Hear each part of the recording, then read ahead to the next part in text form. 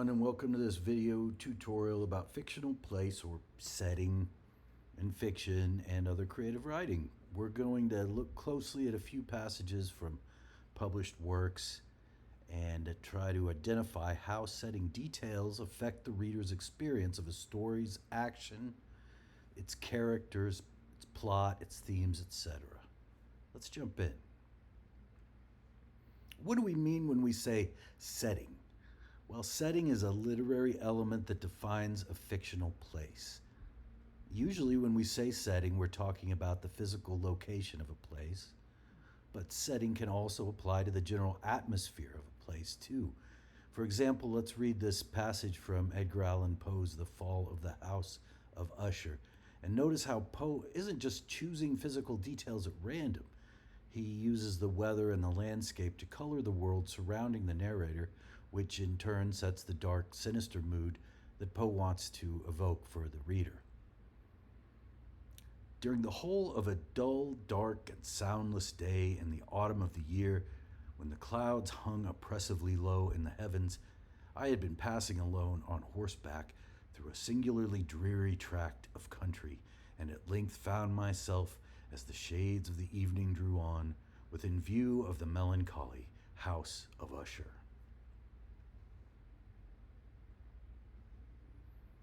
Setting details can also be used in a more pleasant harmony with a character's emotions, if those emotions are happy ones. In this passage from John Cheever's short story, The Bus to St. James, you might notice how you can feel hopefulness or excitement as you watch the hustle and bustle of a city waking up. The Bus to St. James's, a Protestant Episcopal school for boys and girls, started its round at 8 o'clock in the morning from a corner of Park Avenue in the 60s. The earliness of the hour meant that some of the parents who took their children there were sleepy and still without coffee, but with a clear sky, the light struck the city at an extreme angle. The air was fresh, and it was an exceptionally cheerful time of day. It was the hour when cooks and doormen walked dogs, and when porters scrubbed the lobby floor mats with soap and water.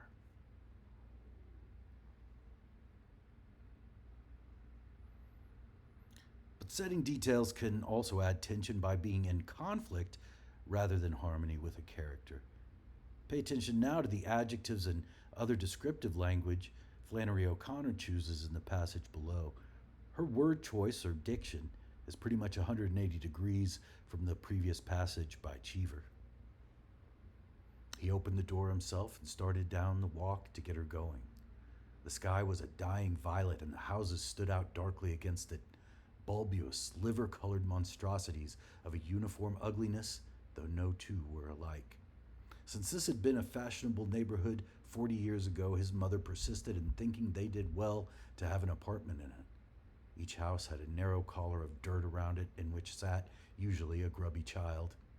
Julian walked with his hands in his pockets, his head down and thrust forward, and his eyes glazed with determination to make himself completely numb during the time he would be sacrificed to her pleasure.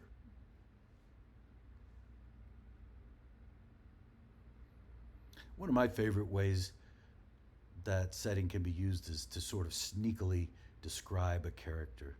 In this passage, Elizabeth Tallent tells us volumes about the character of a teenage boy by simply describing his bedroom. Notice how your image of 13-year-old Kenny comes into focus as you're invited to view his stuff through the eyes of his father.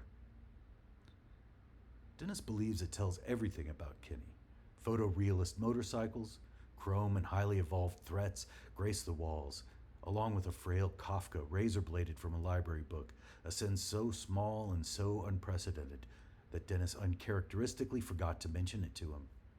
If Kenny's motorcycle paintings are depressing, surely jug-eared Kafka promises complexity, contradiction, hope.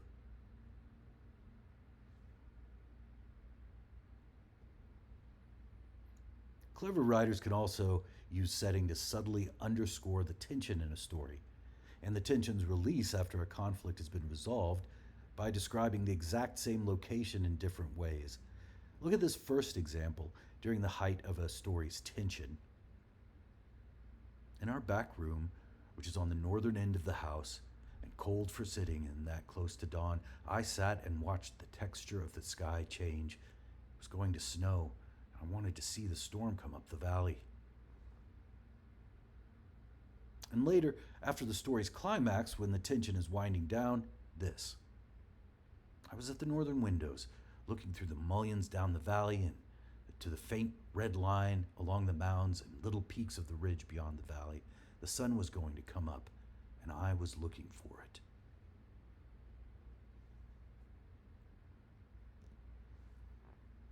Finally, setting can act as a symbol open to the reader's interpretation. In this passage from Richard Ford's Rock Springs, what kind of symbolic meanings do you think a gold mine might have? Does it symbolize hope, reward, security, prosperity? You know what all those buildings are there? I said to Edna, who hadn't moved and who didn't really seem to care if she ever moved anymore ever. No, but I can't say it matters, because it isn't a motel and it isn't a restaurant. It's a gold mine, I said, staring at the gold mine, which I knew now was a greater distance from us than it seemed, though it seemed huge and near up against the cold sky. I thought there should have been a wall around it, with guards instead of just the lights and no fence. It seemed as if anyone could go in and take what they wanted, just the way I had gone up to that woman's trailer and used the telephone, though that obviously wasn't true. These have been just a few examples of how setting can affect your fiction. And now that you know what to look for, pay attention to the way you use setting in your own writing. Hopefully, you'll discover that you have a lot more power and control at your fingertips than just tossing out random places or things around the characters in your stories. Good luck!